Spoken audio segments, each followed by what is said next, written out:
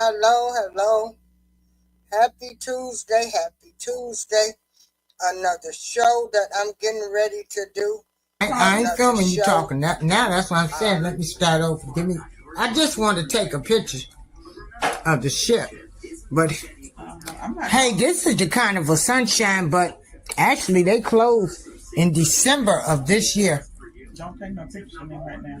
I'm not.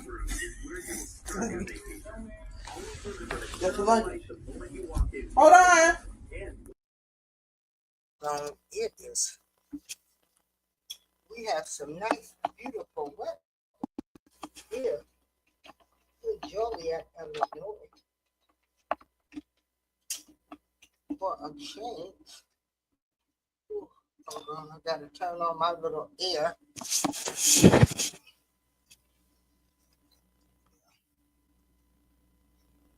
So,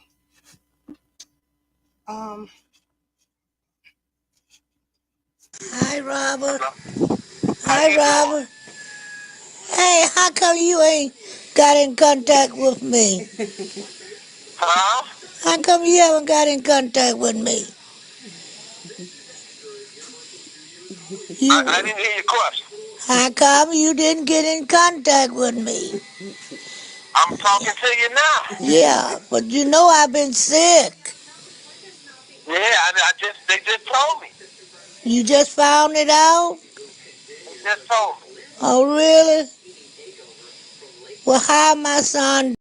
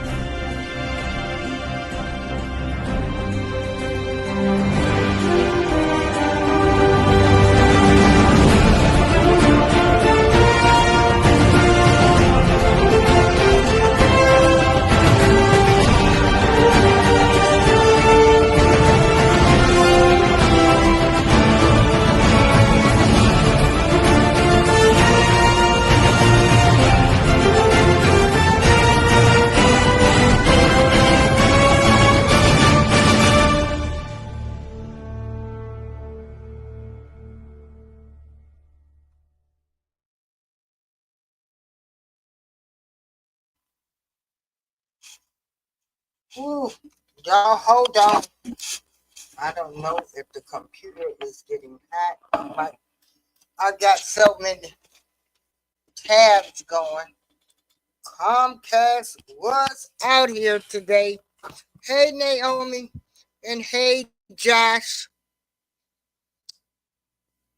So, this show is on Natania Reuben. Say her name. Diddy shot her allegedly. Say their names. Biggie and Craig Mack. You know, for this trial, I'm not hearing this. See, again, like I want to say, with this so-called justice system that we have going on, this happened in 1999. So just think, if they would have did something to this man who we have found out and seen, is a woman abuser. We've heard stories of freak offs and other things about him. But just think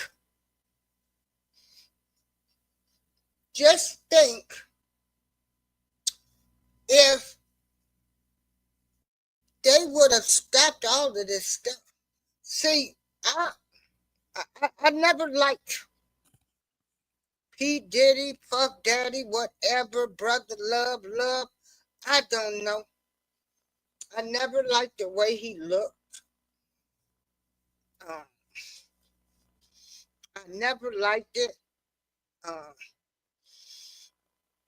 just never liked him for some reason. I guess I see why now. But we're going to go back. I'm going to show you some videos. They're not talking about this. The only thing I'm hearing about is freak offs, drugs, everything. They're not talking about Natania, Reuben. They're not talking about Jenny from the block, Jennifer Lopez carrying a gun in, getting a, then throwing away the pistol. But y'all quick to judge and talk about women that's going with men and what they do for their boyfriends. This is a lot, okay? This is a lot. It don't take 30 years. They knew. They knew what this man was doing. They knew that. They knew it. And so, now y'all want us to get on the bandwagon.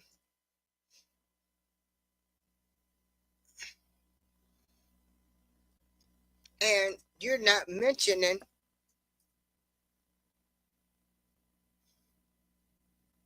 the artist names.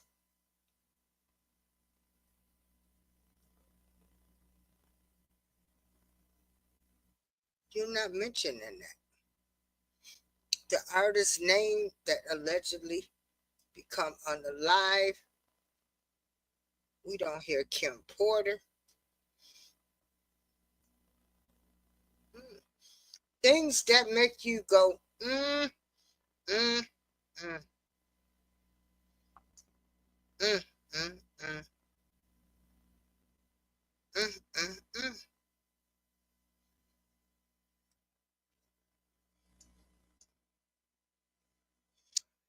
So this is the first video I'm going to show y'all. And all the emotions that must be coming up over the last couple of days. What was your reaction, Natania, when you saw and imagine what you've been through since 1999 and then all the emotions that must be coming up over the last couple of days? What was your reaction, Natania, when you saw these massive raids at P. Diddy's two homes? First and foremost, thank you for having me. It was very emotional. In short, it was extremely emotional because it was basically it marked 25 years, a quarter of a century since this occurred. And I've had to relive this over and over again, intermittently in that time. So when I saw it, it was very, very cathartic because I finally felt like justice would be done. Justice would be mine and belong to all of his victims.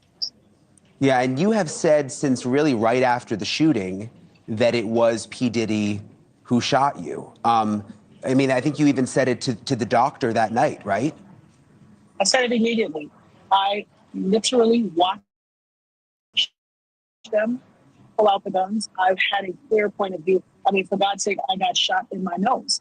I was facing them directly. I watched everything occur and have described it, vehemently to all parties involved.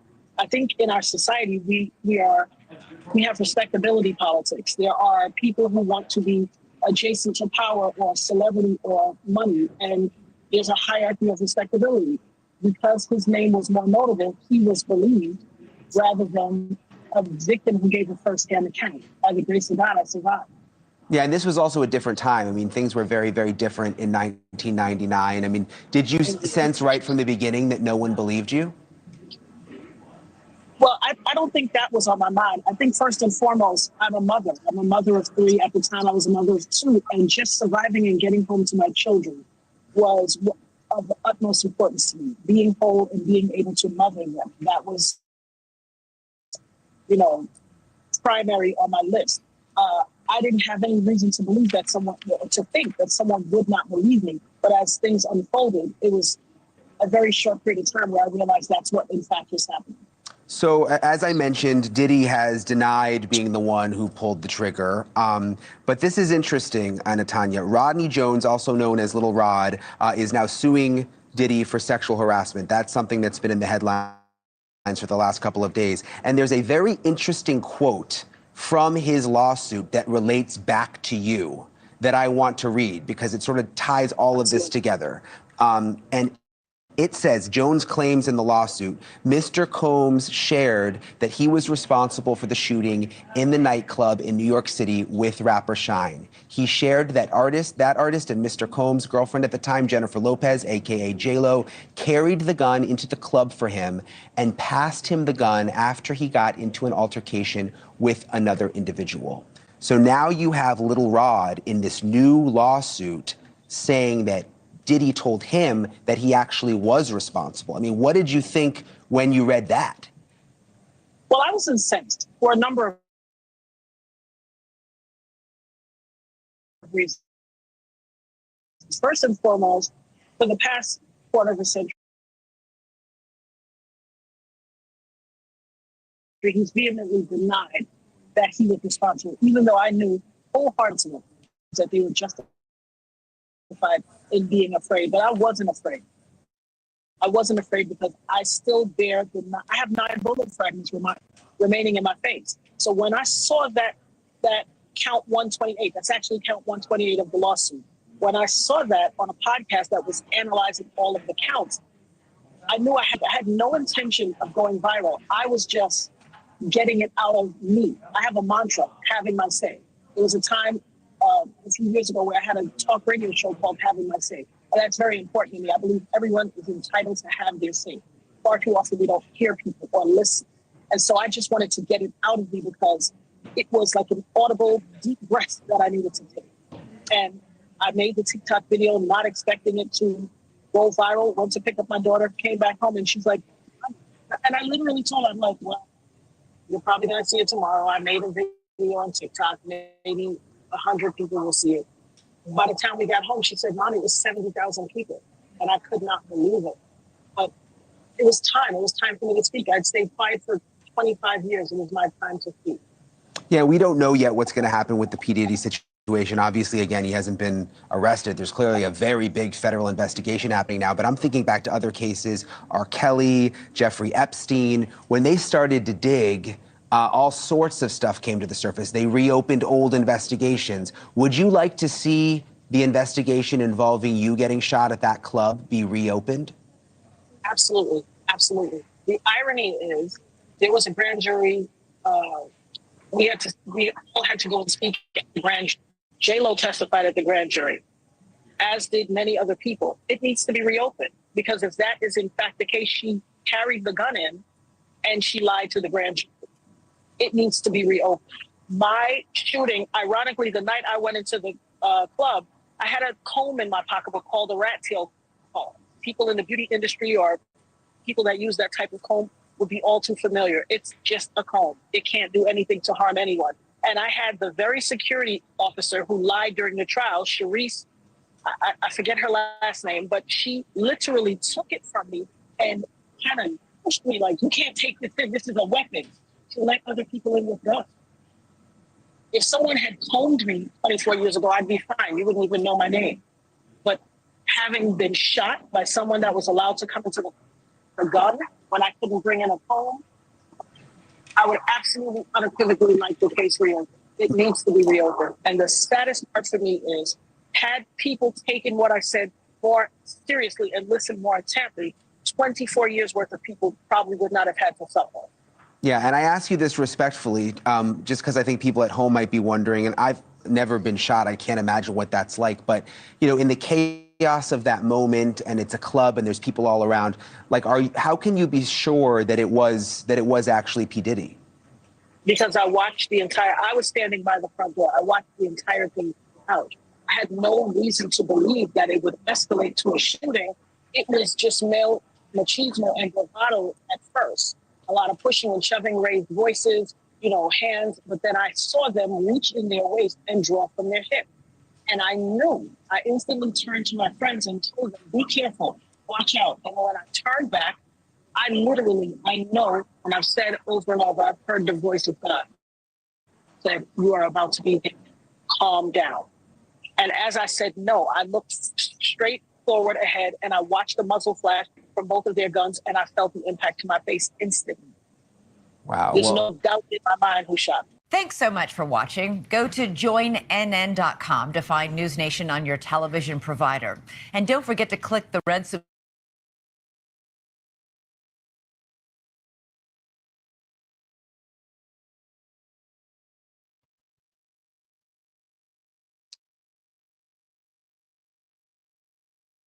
Well, there we have it. There we have Natania Reuben. They need to say her name. I need to know, why aren't people talking about,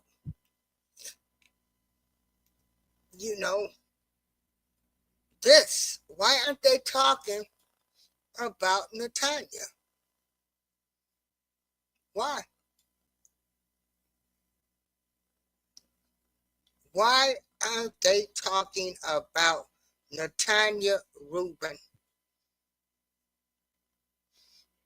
Why aren't they talking about Jennifer Lopez carrying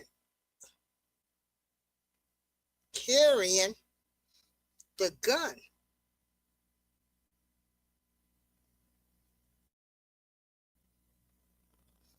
Hey, I bring it.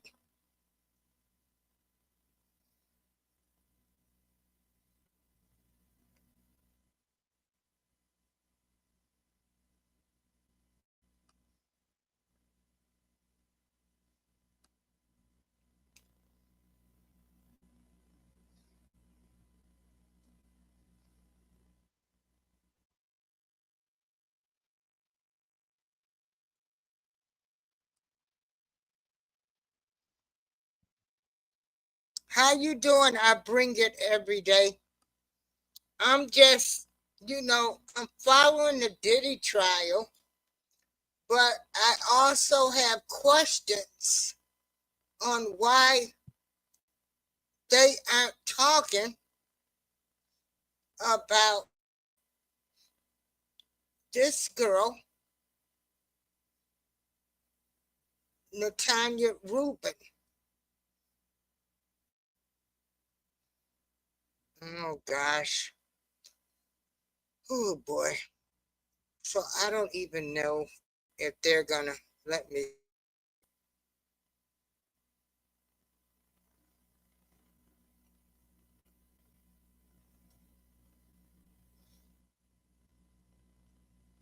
Hold on, the computer's going real slow. Hold on, everybody.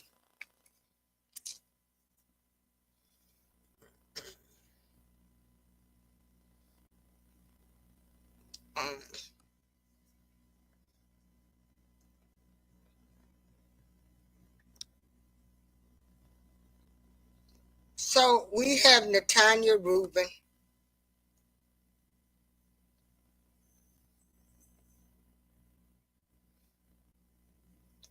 Said that,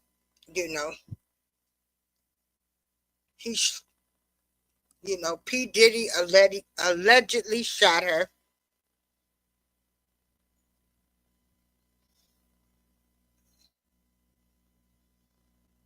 Natania Reuben, she was one of the 3 people hurt in the 1999 incident. She wants the bullet fragments taken out of her and tested. She wants the case reopened. She wants her justice. There you have her picture of her in the hospital. This happened in December of 1999. December of 1999. Yeah, girl. So I'm just, I'm following the Diddy case. And, honey, they're doing some great coverage. I'm watching Ticket TV, Tisa Tales, Armando Wiggins, The Surprise Witness. I'm just all over. They're doing some great coverage of the case. But I'm just like, but why aren't they talking about Natania Reuben? Why isn't Nancy bringing her on the show? But Nancy Grace was one of those that was trying to say Jennifer Lopez didn't carry the gun into the club. Then Shine did a 10-year bid for the shooting. And, the problem I have with this is that, what's done in the dark comes to the light and all of this. But they knew what this man was about in 1999.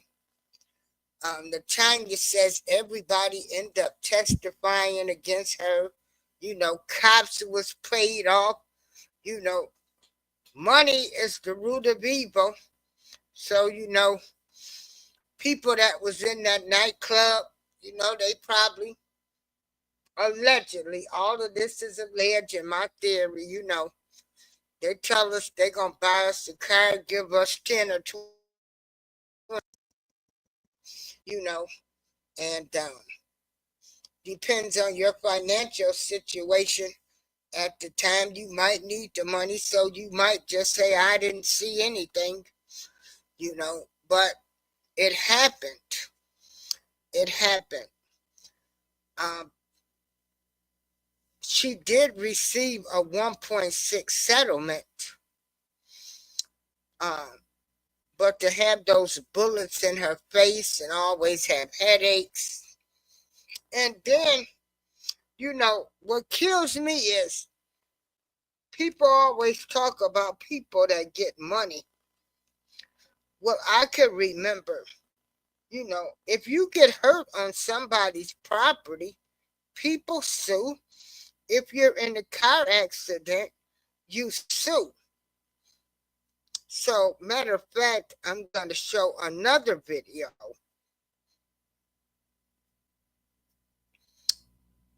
Y'all bear with me as my slow internet brings these videos up. People do get compensated for their injuries. She is not the first person.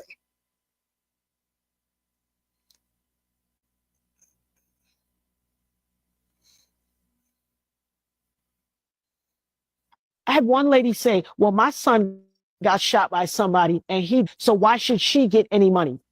What? What? First and foremost, rest in peace to your son. Second of all, you a straight hater from the pits of hell. Third of all, the United States created their remedy by which you get legal recourse. Either if somebody commits a crime against you, that's why when something happens, it'll say the state against whoever hurt you. Because the government is taking over control and saying, we are pleading your case and filing a case. The state is going against this person who perpetrated the crime. And the second recourse is civil. Civil means a money judgment. I've heard people say the same thing with Cassie. Oh, she just want money. Why she ain't taking the money? Hello? There are two legal remedies by which you get recourse in this world, civil or criminal. Go talk to the United States senator of your district if you got a problem with that. But don't come holler at me. I need to be made whole. I was a business owner. I owned 2 beauty salons. I was living my life. If I don't stand behind a chair, how do I eat? I don't have a career where, oh, they put me on sick leave and they just pay me every week. I owned my own businesses. I was a mother. I didn't go out and shoot anybody. I didn't go out and commit a crime, and I deserve to be made whole. Why are so many people so hard pressed? Why she got to get some money? Why they hating so much? There's a lot of venom out here where people want to spew negative narratives and cast aspersions against you if you want to seek legal remedy to be made whole. And it has got to stop, because people don't understand the importance of these two things being created until it's on their front doorstep. And I know exactly what Natania is talking about. I could remember I was going to get my hair done by some girls who was doing hair, and they did not have beauty license at the time.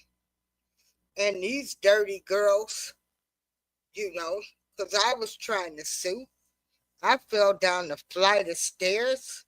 We were all friends. I was good friends with their auntie, Kitty, Nene, and whatever the other sister was. Well, they have their license now. But they said they did not even know me when I got hurt on their property because they did not have their license. So I never got compensated for falling down the flight of stairs, breaking my leg. Really, I could have been dead. Not once did they call to see if I was ever okay. So when it comes to, suing people and what people won't do, these girls at the time did not have their beauty license. And I call myself helping them out with doing my hair to help them with a few ends. And then I fall on the property, and they said they didn't know me. I was trying to break in the property, all kind of stuff. Nene Taylor, Kitty Taylor, whatever their names is now. I think they done been married. They could sue me, but I'm speaking the truth. Sue me for defamation. They had the House of Brass, the Style of Brass in Joliet, Illinois. And that's what these girls did to me. They said they did not know me because they were doing hair illegally. And the man that owned the property was, I think, ex. At the time, he was a Joliet police officer. So, they said they didn't even know me. And they will have to answer to their God one day. I still, my ankle is swollen. I have pins in my ankle. I could have died on that property. But some people don't care because they are going to protect themselves. They know they knew me. They knew I fell on that property getting my hair done. I hit one step and went tumbling down. So thankful that the good Lord spared my life then. So that's what I tell people. There have been situations in my life that I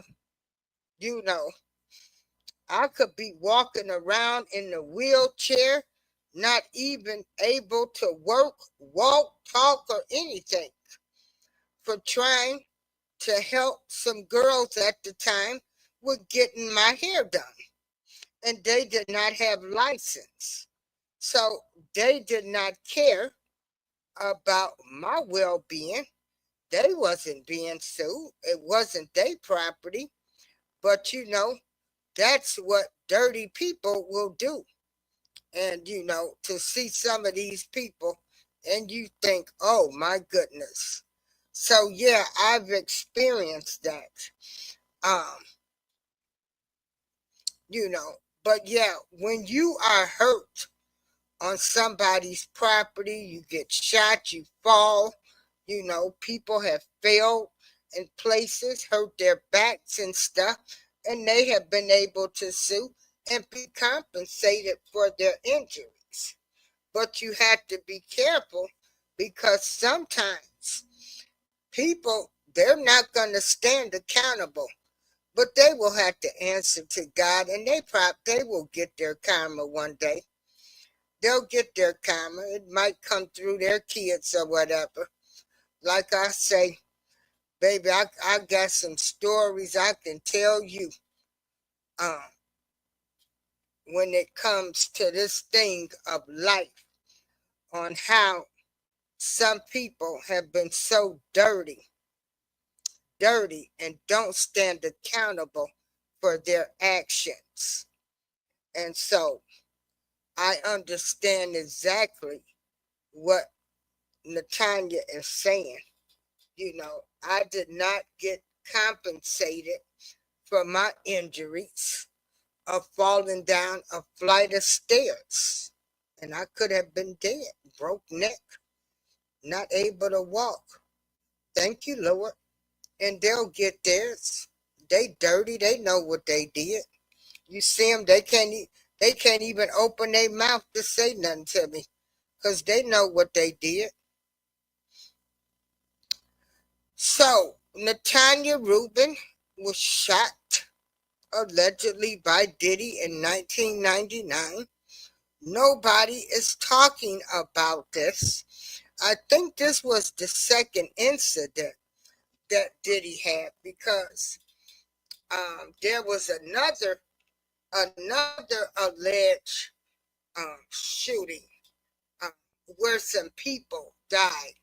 So, all around Diddy, there has been all of this controversy going back to when he allegedly shot Natania Reuben in 1999. But due to the love of money being the root of evil, due to there being crooked cops, people going to protect their names, they don't want to stand accountable. This is what happens. And so this man could have been stopped from becoming this person that destroyed so many people's lives. P. Diddy, Puff Daddy, Love, whatever he calls himself, makes everybody look like choir boys. And if you want a good laugh and you want a good scenario, check out Willie D. Live and Armand Wiggins. They have interviewed the Macks, the SEX workers and stuff. And Armand Wiggins, let me tell you, last night, Armand Wiggins had me in stitches. Armand, when the SEXWORKER was telling the story, Armand put on a hoodie, some sunglasses, and a bandana, and did his imitation. Oh, my goodness. He did his imitation of how P. Diddy looked while he was giving the orders. And let me tell you, You know, I ain't into all of that freaky deaky stuff. I don't know if I would be wanting nobody to be watching me. You know, having sex with the hoodie, some sunglasses, and a bandana around my face.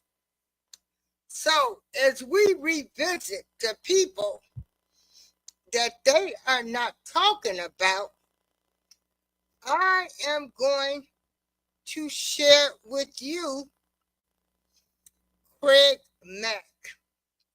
Craig Mack, flavor in your ear. I love me some Craig Mack. I love hip hop when it came out. Dun, dun, dun, dun. You know, they was taking all of the old school music, sampling it. Man, you know, I don't know if it was more the music. Probably the music for me. I like music anyway. But the way they were sampling the old school music, bringing it back. So anyway, Craig Mack was the first bad boy artist. Craig Mack had flavor in your ear, and that was a jam. So we're going to listen to what Craig Mack said. Okay. Y'all got to bear with me. These are people that they are not talking about. Now, don't get me wrong. Cassie is important. All of these other victims, they are important as well. But my thing is, there were other victims way before they became victims. So they want you to get on a bandwagon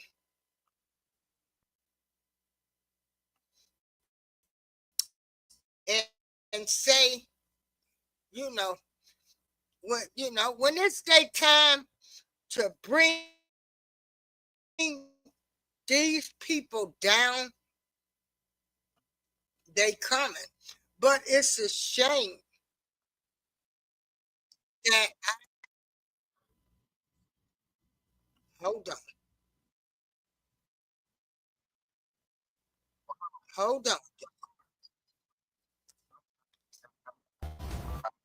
A gun in my lap. If it comes to getting ugly where somebody's gonna be trying to kill me, I'm gonna have to do something first or do something to prevent that from happening. Craig Mack appeared to be the next great thing in the rap scene at one point. With his debut, he won award after award and sold record after record. However, these happy times were all too brief. Craig exited the profession as quickly as he entered it, but not without incident. Indeed, his time in the industry drove him to the verge of murder. Craig's last unseen interview revealed some alarming new information. He wanted to assassinate Diddy. What drove and why did he come to a halt? In today's video, you'll learn everything there is to know about it. Craig wanted his money for his music.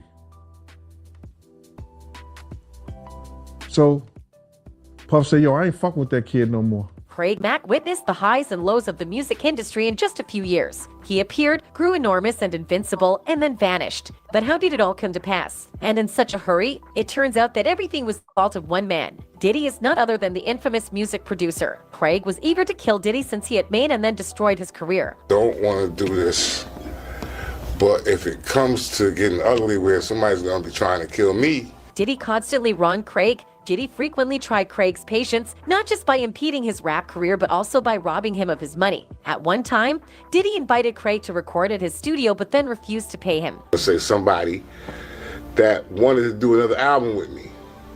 So I said, cool, I gave him my price, and the price was, to me, was low. Despite having fixed a reasonable fee for his job and had agreed on payment, Diddy tricked Craig and only offered him a third of what he owed him. You give it to me as we go.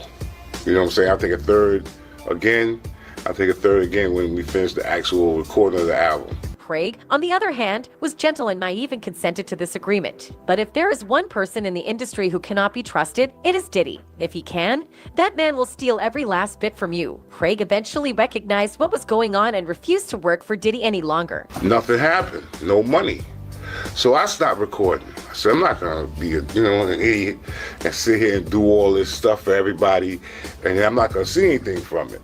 But Diddy is a spoiled brat who believes everyone owes him money even if he doesn't pay it. So he went ahead and decided to band together against Craig. Diddy is a violent man who appears to be infatuated with gangs, thugs, and the mafia lifestyle in general. Yo, you owe us an album. And I'm like, excuse my French, but I don't owe you shit. You owe me money. You know what I'm saying? So if you can come up with the rest of the dough, then we can come up with the rest of the album. So it came as no surprise when Craig said Diddy tried to force Craig to work for him for free.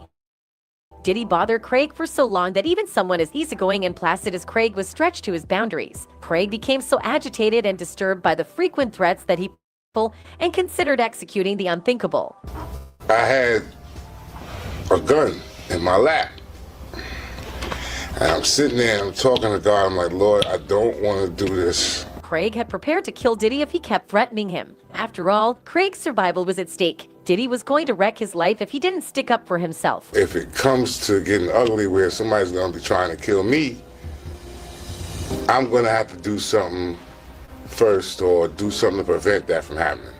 But what next will astound you as it did Craig Mack. Craig sat there contemplating murder, but God had other plans for him. Craig heard gospel music on the radio, and it utterly altered his heart in an instant. And when I turned the station, all this gospel music came on. I knew that it was God talking to me. Craig's thoughts of murder vanished instantly, and he knew God would never want him to perpetrate such wickedness. Craig was so affected by this tragedy that he gave up on his Hollywood career entirely. He vanished for 6 years, only to reappear as a cult member. He appears to have seen God that fatal night when he planned to assassinate Diddy. Thank you, Father. Praise the Lord. Praise the Lord. Praise the Lord. Praise the Lord. Praise the Lord. Praise the Lord.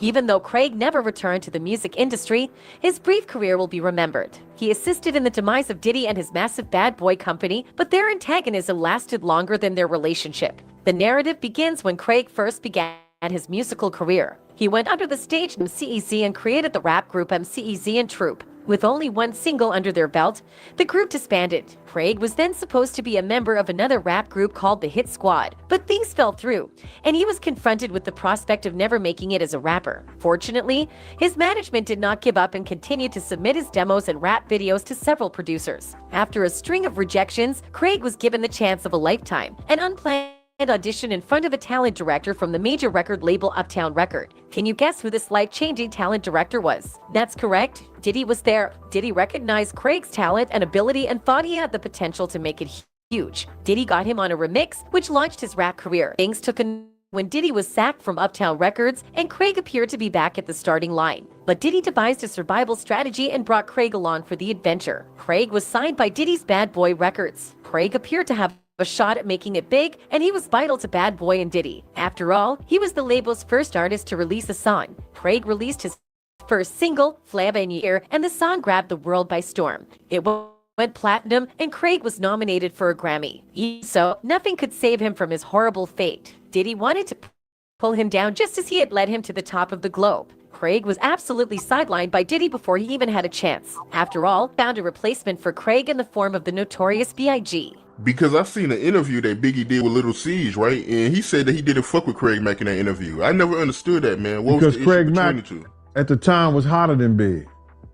In this duel between Biggie and Craig, Diddy ignored Craig totally. He never allowed Craig the opportunity to ride the wave of his debut. Instead, he released a remix of his song with other musicians like Biggie and began focusing on their careers. Diddy would squander any opportunity presented to Craig and then lie about it in interviews. I'm sure you got much things in store for my man. Yeah, definitely. We got a new album we're working on him to drop in January. Besides that, we about to just drop our R&B stuff. To save face and make himself look good in public, Diddy made white lies about Craig working on a new album. Craig's perplexed expression tells us all we need to know. Diddy was deceiving Craig, who had no idea what album he was referring to. Craig had no record in the works and no plans for a comeback. Craig's career was effectively halted even after his Grammy nomination. It's as if Diddy wanted to play God and decide who should and shouldn't be successful. Diddy is a music magnate who controls the entire business, but there is no honest job to be found here. Diddy is a bully and a cheater who takes advantage of anybody he can. He took money from all of his artists and paid them less than they deserved just so he could build his own wealth. Mace, another musician with whom he collaborated, protested, and Diddy began demanding receipts. But that's his old play. He is unconcerned about receipts. Biggie ain't here, so Big can't give you no receipts. He dead. Craig Mack can't give you receipts. He dead. One fan complained that Diddy damages each musician he signs. All of them appear to have awful endings, and the only person who benefits from them is Diddy. He stated, "I've never really taken Diddy's black excellence thing seriously. All the artists signed to him either had untimely deaths or just didn't become as huge as they could be. Loon, Craig Mack, Day 26, Mace, Daddy Kane, etc." Others believe that all of Diddy's animosity is warranted. It's no surprise Craig wanted to kill him for causing him so much pain and grief. As one Twitter user put it, "I can understand why people feel some type of way about Puff Daddy. He hasn't particularly helped matters." Locks and Mace had to fight their way out of the contract. Craig Mack hated Diddy till death. Rob doesn't speak well of him. And that's it from us today. Until next time, bye. Remember college? And now college is over. And here comes your student loan. So there you have it. You know, these, hold on.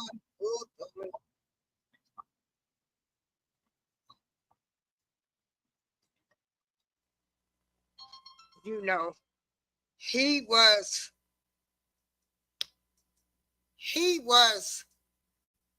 killed. I'm unalive. Craig Mack, Biggie, Mace. People need to say their names. Yes. They need to say his name. They need to say Craig Mack's name. And so, hold on, I have another video I'm going to show you. Hold on. It's so many people that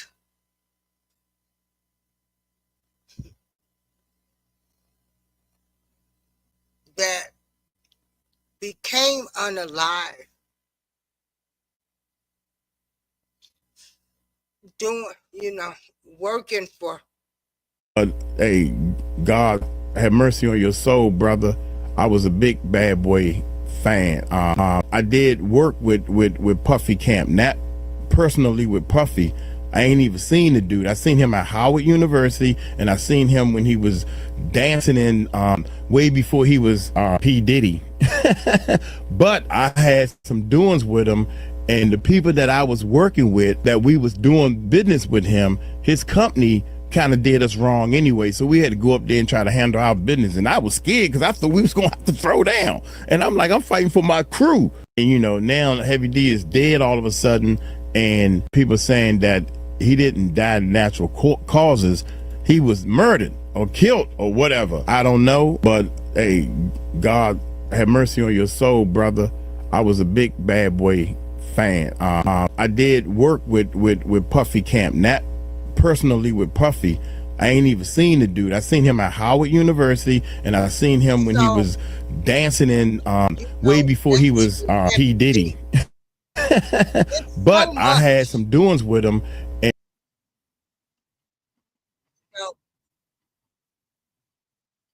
there's so many artists that have come up unalive around Puffy. And matter of fact, that first thing, that was that college stampede. And they tried to say Puffy and Heavy D was responsible for that.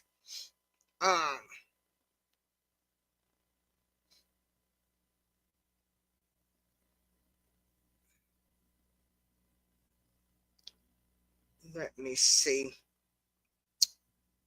what year was that? So you had the city colleges.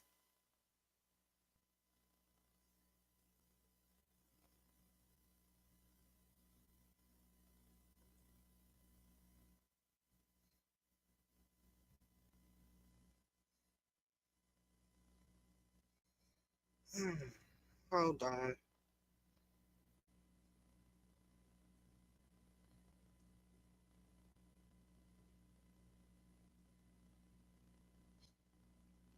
Trying to see when did the city colleges, what year was that? Let me see.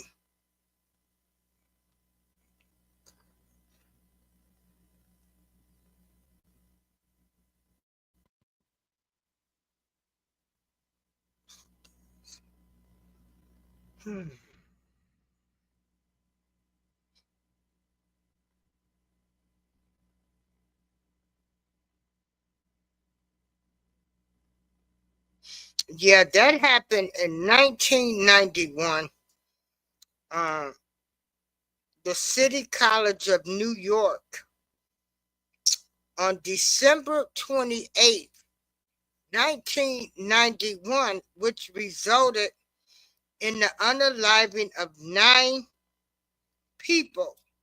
The event was a charity basketball game organized and promoted by P. Diddy and Heavy D. And that was that's weird because December of 1999 is when Natania was allegedly shot. So that was 8 years apart. So this guy has always had all of this controversy around him. And this is just awful. But nobody's not saying these people's names, All we're hearing about now, we're not hearing about Biggie. We're not hearing about Tupac. We're not hearing about Kim Porter. We're not hearing about all of these people that have become unalive being around this man that was people of color.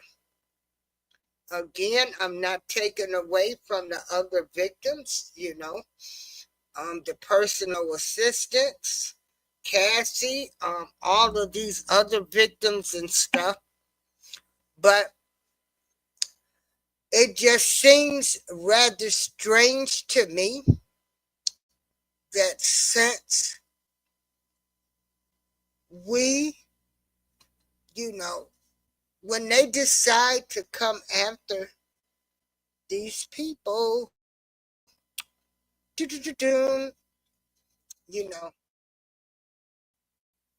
when it was people of my color being unalive, it wasn't a problem. They're not mentioning, but Natania Reuben say her name. She wants to get her justice to be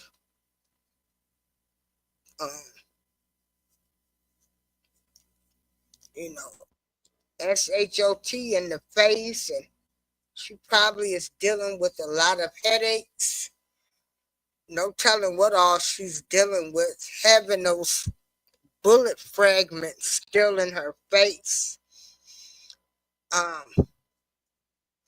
She's probably, on a lot of meds. Thankful to the higher power that she's still alive. But nobody is talking about Natania Reuben. So people need to start saying her name. They need to say her name. December 1999. Jennifer Lopez. Why aren't they bringing this up? So,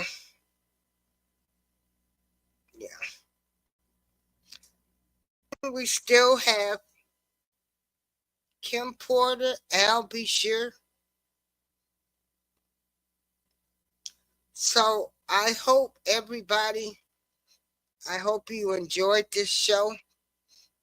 Again, it's now his time to pay. You people think you could walk around here and mistreat people and do people wrong. Okay? You will find out that what you put out in the universe, it will come back to you. You think you're going to go around here, mistreat people, lie on people to get out of your evil doings, not be held accountable. But one day, them chickens will come home to roost. They gonna flat scene come. You gonna have everybody, all of the chickens, the eggs, and everybody coming for you. So you think you're gonna walk around here and nothing happens to you? It don't work that way. Everything is being exposed now. We have to pick and choose what we're going to support now. None of these artists did anything really great. None of them really gave back to the community.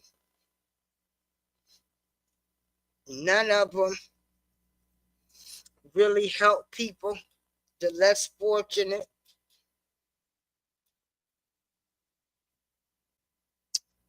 And so, all of that, yeah, it is crazy. I bring it. It's very crazy. And like I said, you know what? Hold on. I just got to share this picture. Honey, you got to watch this Armand Wiggins.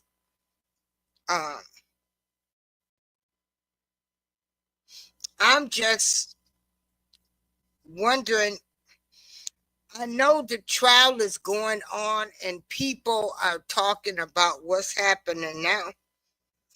But I'm just wondering why people are not talking about Natania.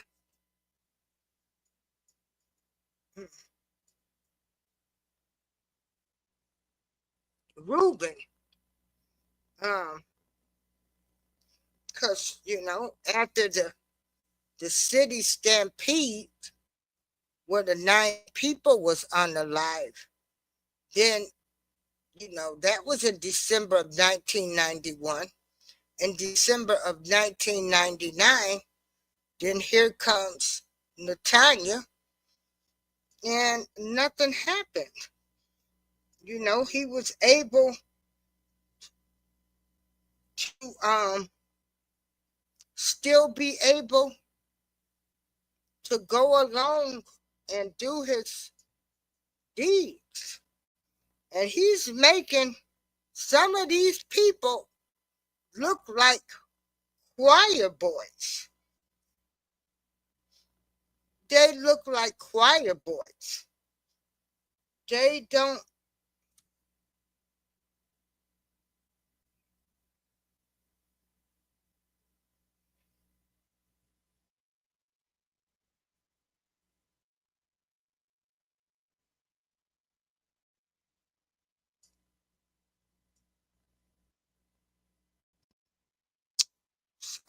Hold on. because I just really want to show y'all this picture of Amon Wiggins when he was talking to one of the SEX workers. And Armand put on an outfit of what the guy would be looking like.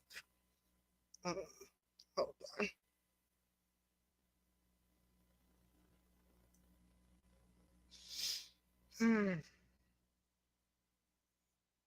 You know, you can't make this stuff up.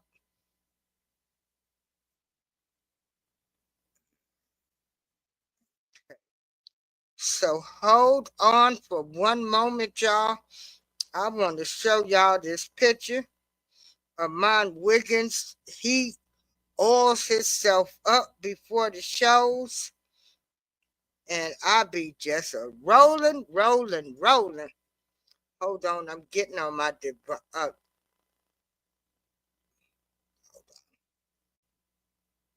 hold on.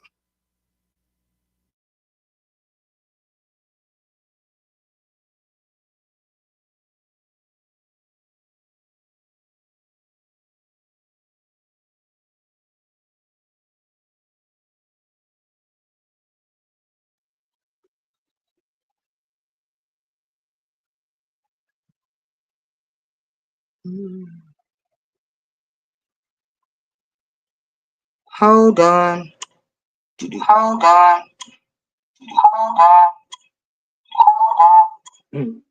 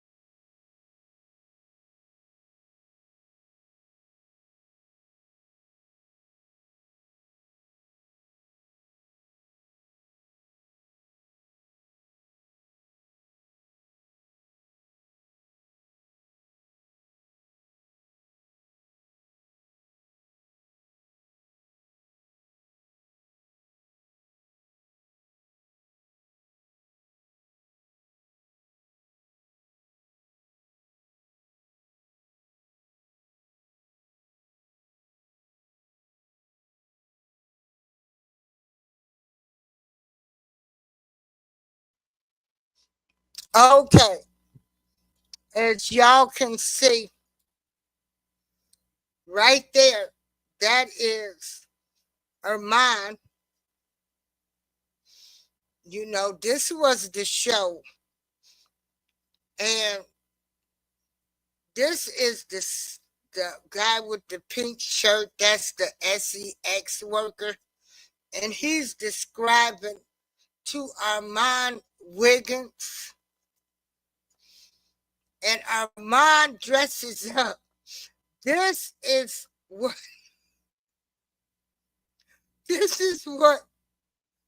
Diddy would look like while he was watching him have his, you know, the FREAK, the freak off.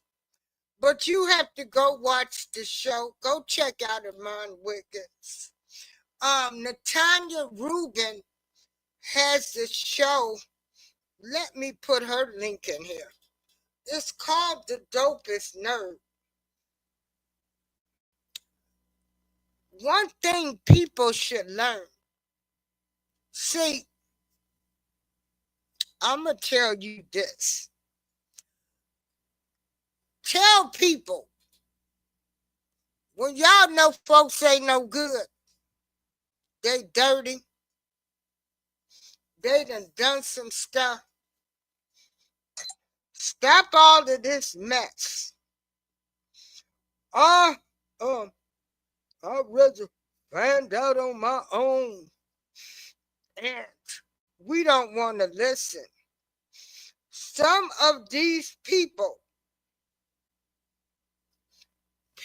like Gene Deal, Jaguar Wright, Natania Reuben, Antonio Brown, they've been telling us that these people were no good. They were telling us. But know what we do? You know, we say, oh, sometimes the person telling you, y'all don't want to listen to the message. You want to shoot the messenger. Or let me find out. No. That's why we still have these generational curses still going on. Because, can't tell y'all nothing. Nobody wants to listen. Oh, they crazy. They don't know what they talking about. And a lot of this stuff that I see go on in life could have prevented a whole lot of things that have went on in the world. Folks want to claim some people was the world's greatest men and women out here. And you come to find out all kind of stuff was going on. And so, we like to sweep stuff under the rug. We like to act like things don't happen. We just wake up the next day. Nobody apologizes. Nobody says they're sorry. They just carry on. I don't allow them type of people in my life anymore. Yeah. Then you have other people like, P. Diddy. You got people that will make themselves look like the victim, and all of the time they've been the person that's causing all of the confusion. They fighting their own demons, but they quick to point the finger at you, but they don't take a look at themselves. Do you know the sad part of it is that some of these people are nurses and doctors and psychiatrists and therapists? They not even, but giving it to other people.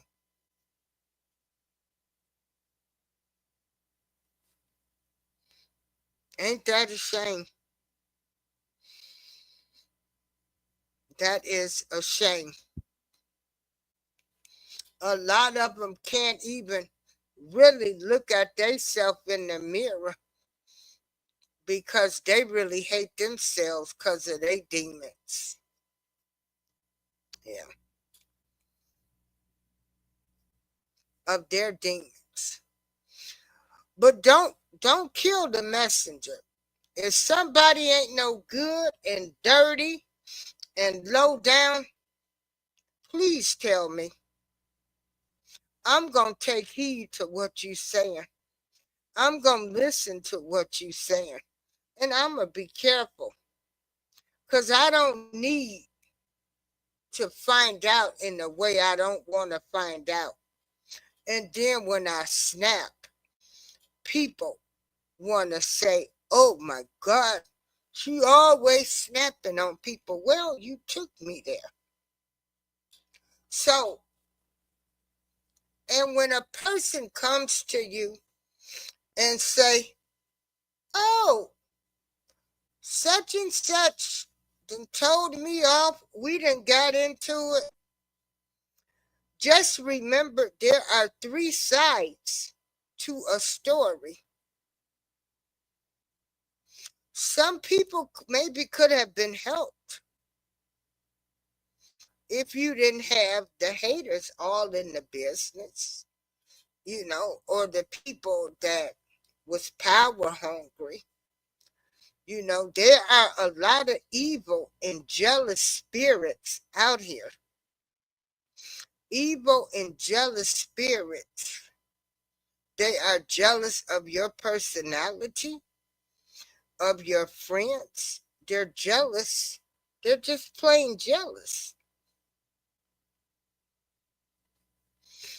And some of them have people that's latched on to them because ain't nobody else gonna fool with them.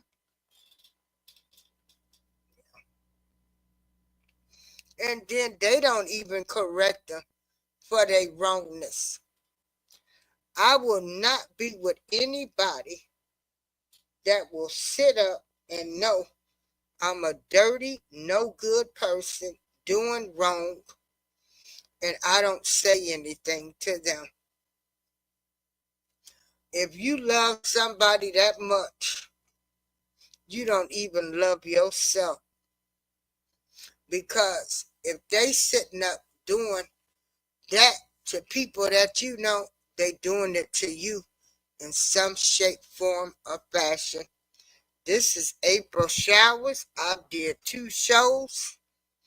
Peace be with you, my sisters and brothers, and whoever else is listening to this show. Remember to keep your higher power first. Believe in yourself. Don't let nobody try to bring you down to their level. Don't worry about the naysayers. You don't have to prove anything to anybody in this world but to yourself. Be happy with your life. Be happy. Be happy. Love yourself first. Peace. This is April Showers. I'm out.